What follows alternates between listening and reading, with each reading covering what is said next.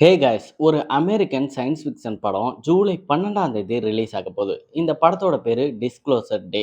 ஒரு ஏலியன் சம்பந்தப்பட்ட ஒரு கதையை தான் இவங்க எடுத்திருக்காங்க. யுனிவர்சல் பிக்சர் தான் இந்த படத்தை டிஸ்ட்ரிபியூட் பண்றாங்க. ஸ்டீவன் ஸ்பெல்பர்க் தான் இந்த படத்தை டைரக்ட் பண்றாரு.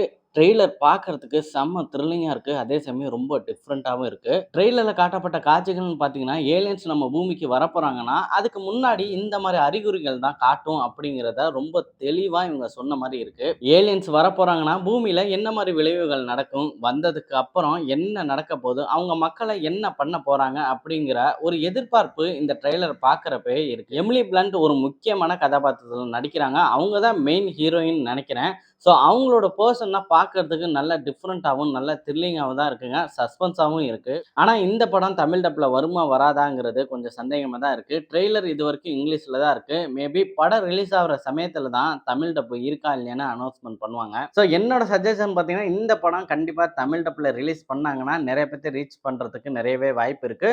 ஸோ இதே மாரி மூவி ரிவ்யூஸ், மூவி அப்டேட்டுக்கு, வெப் சீரிஸ் ரிவ்யூக்கு நம்மளோட சேனல சப்ஸ்கிரைப் பண்ணி வச்சுக்கோங்க. இதுவரைக்கும் இந்த படத்தோட ட்ரெய்லர் பார்க்கலன்னா போய் சர்ச் பண்ணி பாருங்க. யூடியூப்லயே இருக்கு.